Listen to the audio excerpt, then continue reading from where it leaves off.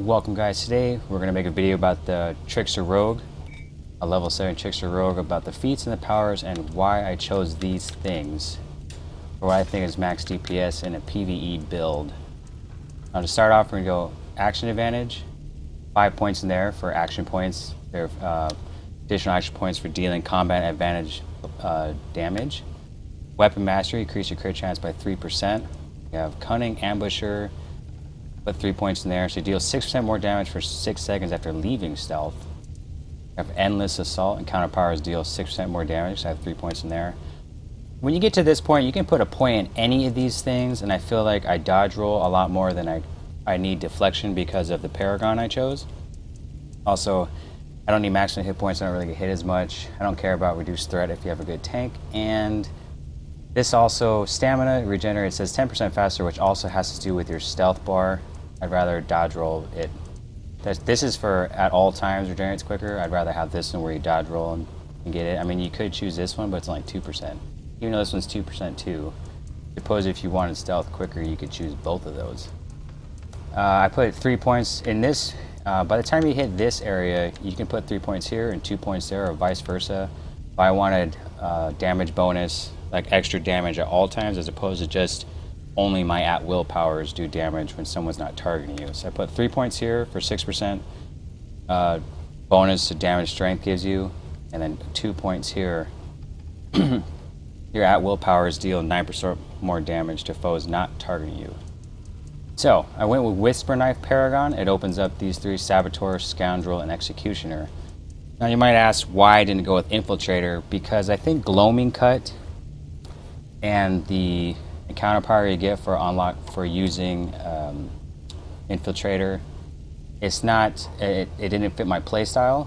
I normally use certain powers when I get to that part of the video that you can use in either Whisper Knife or Infiltrator, and I noticed that the way I play, it'd have been better to take off Cloud of Steel and just replace it with Disheartening Strike for you disengage, throw the knife, re-engage. But so let's go back to beats. So I chose, as you start off, you can put it like in either one of these two to get to Shadow Demise. You need to put points here. So I went with Critical Strike, gives you power rating. I put 5 points, so it's 5% for 4 seconds.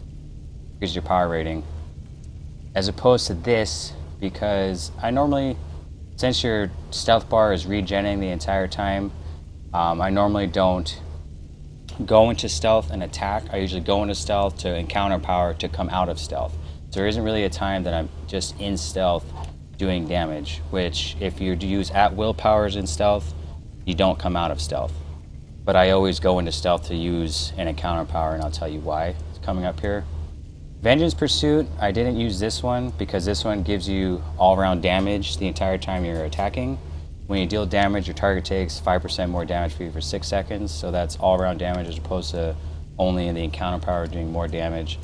I didn't want to have the build based upon one move, really. Like this one, you know, it's cool, but this one's all-around more damage. When you get here, there's the choices where either Death Knell, which is 20% more damage to foes below 30%, or Dying Breath. When a nearby foe dies, you gain Dying Breath, which increases your run speed and critical severity by 25%. Critical severity is when you crit somebody, there's a damage bonus. That damage bonus is increased by 25%. Now instead of here, it's where this is good, kind of good for boss fights where you do 25% more damage when they fall below 30% hit points, because mobs kind of die quick between 30% to 0. This, in fact, is all-around extra damage bonus instead of just only when they fall below 30%, which is why I chose this one. It also says when a nearby foe dies, meaning for me, the Trickster Rogue is not an AoE-based class. It's a single target class, so if you're hitting the boss, some ads come out, and someone kills an ad behind you somewhere, you're going to get Dying Breath. You don't have to attack the person at all. You're just going to get this extra buff from somebody just dying around you, whether it's the person you're fighting, the mob you're fighting, or it's just somewhere around you. It doesn't matter. When you get here, this one's okay. It says when a foe within 30 feet of you dies, you gain Twisted Grin for 10 seconds. The Twisted Grin says your next attack. It says your next attack, which to me means one attack is increased by, if you put 5 points, 12.5% more damage. It says the bonus is doubled while in stealth, which I don't play in stealth. I only go in stealth, encounter, come out. So this choice would not be the best choice for maximizing damage all around throughout an entire encounter, as opposed to just going in and out of stealth. You'd have to actually stay in stealth a while to use like these 2 feats to make them viable. So instead I went with this one, 25% more damage to foes who are below 40% health. Increase the threshold to 7% while in stealth. Again, even though I'm not in stealth, it was just one of these 2 choices, so this one's just the better choice. Just an extra 25% of damage when some fall below 40% health. This one too is another one. While in stealth, you ignore additional 20% of your target's armor. I don't sit in stealth. This was entering stealth. Your next power rating of your next attack is increased by 100%. If you see, if you would see the way rotations happen, or if you saw gameplay, I normally go in stealth and encounter power right out of it. That would be in my next attack. I don't know if they're talking about an at-will attack, or they just mean your next encounter power, whatever it is, whatever it could be, but it's increased by 100%, so that's not bad to use. Now this is totally why you want to choose this Paragon over any other Paragon, is the fact that, here it is, it's called Shadow Demise. While in stealth, your encounter powers now also add the Shadow Demise effect to the target for 6 seconds. This effect is powered up by further damage you deal. Additionally, you generate stealth 20% faster and no longer have your regeneration interrupted when taking damage. Which means as you're running around, you gain your stealth bar while you're taking damage, which isn't bad. It says interrupted. That's not true. You still get it interrupted, but not as much. It says the Shadow of Demise. When this effect ends, its target takes piercing damage equal to 50% of the damage dealt to its target by the rogue. Piercing damage cannot be deflected and ignores armor. This effect cannot stack. What that means is when you go into stealth, you use an encounter power, not an at-will power, but an encounter power. You put Shadow Demise on a person for 6 seconds. During those 6 seconds, all, and I mean all, the damage you do to a target, that is all summed up into one number. 6 second ends. Half of that number is going to be applied to the target. 50% of that number is going to be applied to the target as piercing damage, and it can't be deflected or ignored. So it's like another, all that damage combined, 100%.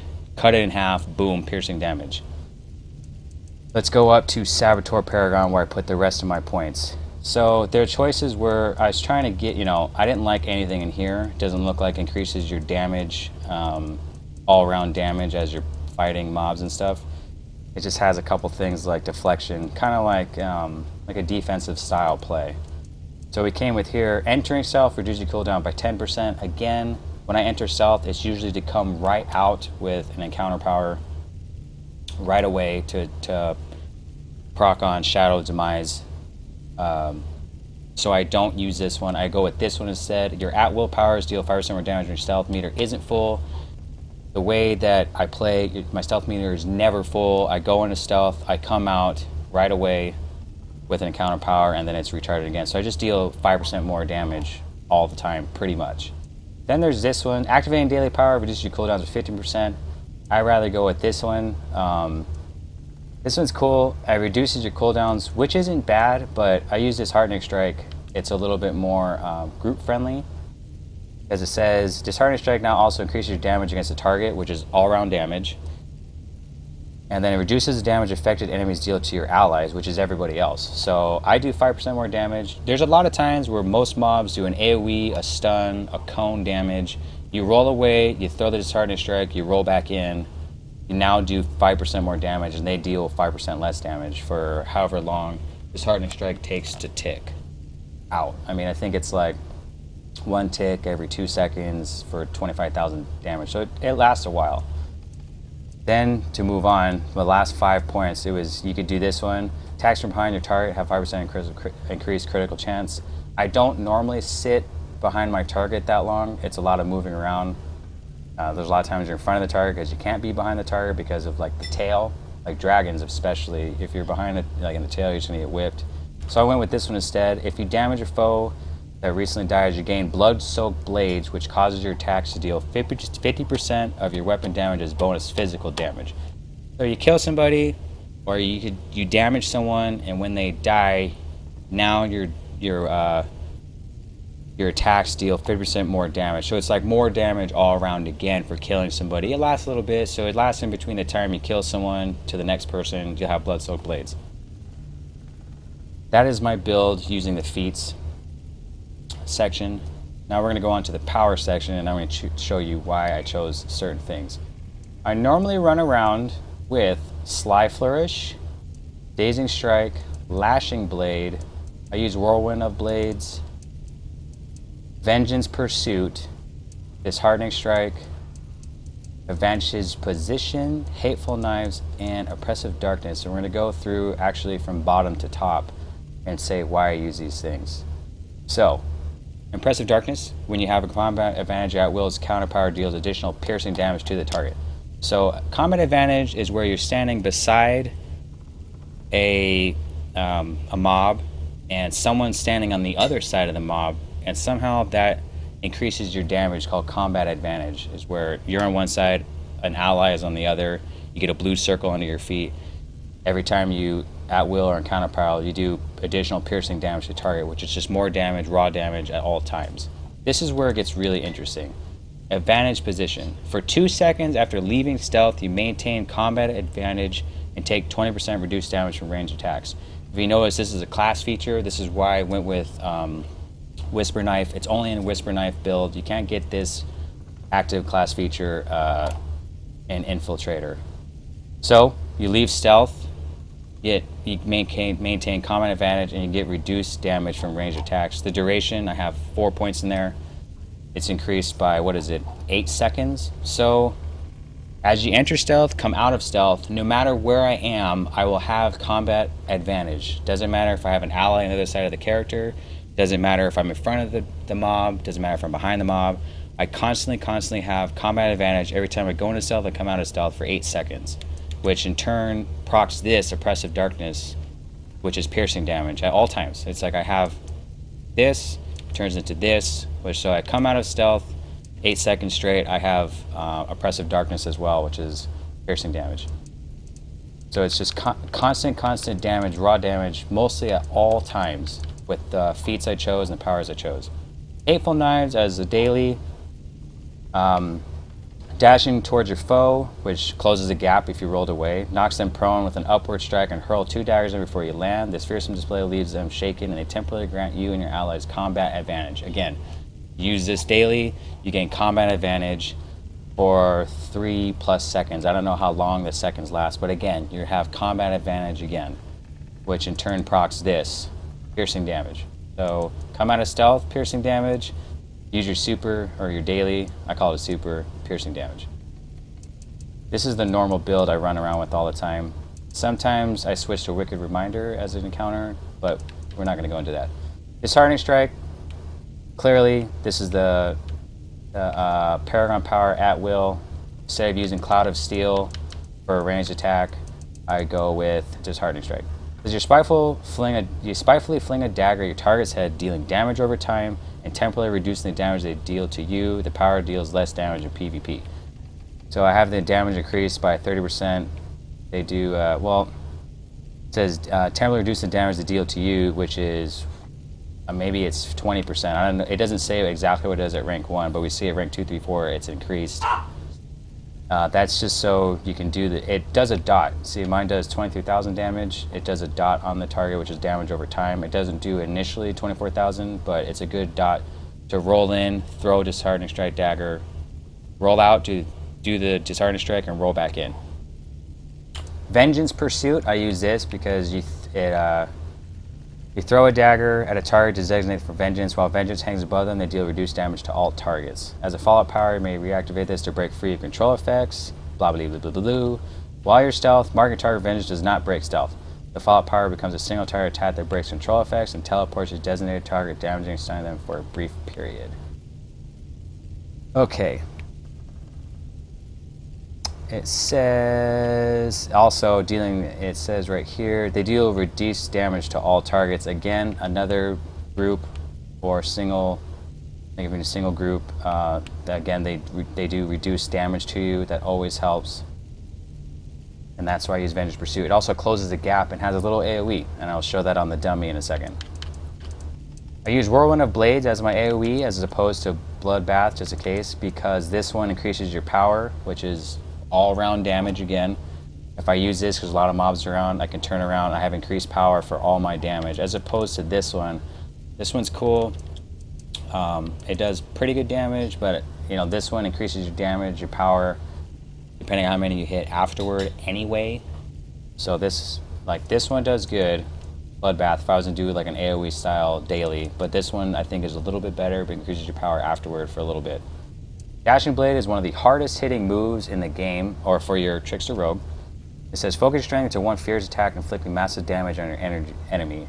It also strikes with 50% additional critical severity. So again, critical severity is critical strike. Like when you crit, you get damage bonus. That damage bonus is increased by 50% if you come out of stealth and use that move. So it hits very, very hard. I normally run Dazing Strike because you know, it's for stun locking people. But it says snap to the air, catching your opponent with a crushing blow to their head.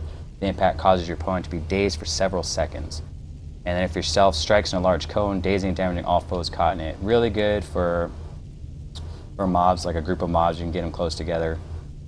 You can daze them all. It also does a lot of damage. It's one of the harder hitting attacks. This one does 9,000 of damage. This one only does 8,000. This one does none. This one only does 6,000. This one only does like about 3,000. Shadow Strike only does 1,000. So this is another harder hitting move. That's the counter powers you use. Now, the choices were Sly Flourish or Duelist Flurry when you're up close swinging at will melee range. And I personally like Sly Flourish because Duelist Flurry says strike with 2 slashes followed by a flurry of attacks. Attacks from the flurry each have a chance to add a bleed effect, which can stack up to 10 times. Perhaps in the long run, someone would say the bleed helps the damage as opposed to Sly Flourish. The only problem I have with Duelist Flurry is that when you use it, I can actually equip it right now to show you. When you use it, it puts you in an animation. Hold on. It puts you in an animation right here. That right there, that animation, if the mob dies that you are attacking it and there's someone attacking, let's say over here, it's hard for you. You cannot actually stop. You can't stop the animation and start attacking the person to your right, to your left, or whatever. You actually have to finish the animation to target someone else, which that's the thing that's just the thing I don't like about it. Even though, like I said, in the long run, it could do a lot more damage in the long run, but because I want to target someone else, I usually run Sly Flourish. That's just my choice because I don't like the animation, personally. So, with all that said and done, I'll show you the rotation I use and why, if you're going to single target on people. Now, if there's a group of mobs, clearly, I open up with this at all times because it doesn't break stealth. It also does a pretty good amount of damage. I always stealth, throw Vengeance Pursuit because it does good damage. You don't break stealth though. You can see my stealth bar is still declining and I'm still in stealth. And it does good damage to the person. Hold on, let's wait for the stealth bar to roll up and I'll show you how I do it. If it's a group of people, you throw that and you can come in, stun the whole group of them, come out of there, do a bunch of damage if you want. Usually the mob's gonna die, whatever. See the Shadow Demise effect proc there? Now, if it's a single target, I come in with the throw and then the stab, which was, sometimes I forget the names of these. Lashing Blade, because the damage is increased, crit severity is 50% while coming out of stealth. So it's one of those, if it's a single target, you can throw the dagger, come in, and do Lashing Blade. You can do Vengeance Pursuit. You have quite a bit of time while you're in stealth, so you can Vengeance Pursuit, roll in, and do that right there. It does pretty good damage. Also, if you get your stealth bar, I'm going to show you Vengeance Pursuit's bonuses right now of why I use them. If you are single target, Lashing Blade and Dazing Strike aren't up yet, you can use Vengeance Pursuit. It closes a gap. It moves you closer to the target, especially if you're attacking, you roll away, Vengeance Pursuit, and then it's going to bring you forward again. Didn't do it for some reason, this game. I'll show you in a second. Give it a second. Give him a stealth bar. Alright, so Vengeance Pursuit, when you're in stealth, it's going to port you straight to the target, and you do damage single target. Get you real close. It uses up. It brings you out of stealth though, and you fight from there. Also, if you're in stealth and you use Vengeance Pursuit, like I said, it does not break stealth, but it also puts Shadow of Demise on the target. But it didn't break stealth, which is good. Shadow of Demise there, you took the damage, which was 50% of the total damage on the dummy. Now, if you're out of stealth and you Vengeance Pursuit, it also the first throw is the first throw is a dagger. The second throw ports you and AoEs attacks. That's really good for a mob of people because you can Vengeance Pursuit, come up, do the dazing strike on them, slice a couple bit, and then AoE. I'm going to show you right now my rotation for that. So if it's a mob of people, I throw the dagger, they come a little bit closer, and then you can AoE like this, and you hit all three of them.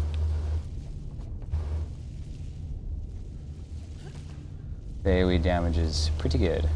So that's how I AoE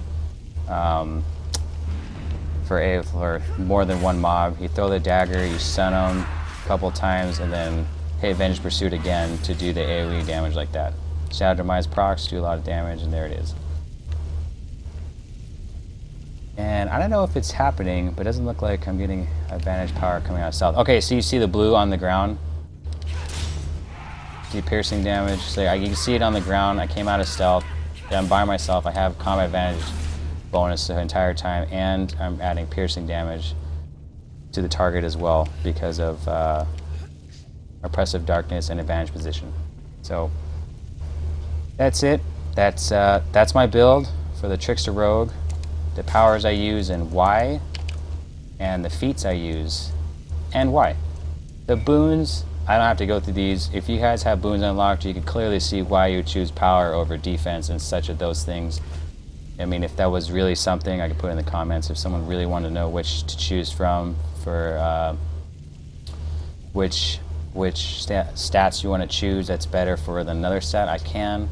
That'll take us to the end of the video. Thank you so much for watching, and I'll see you in the next one.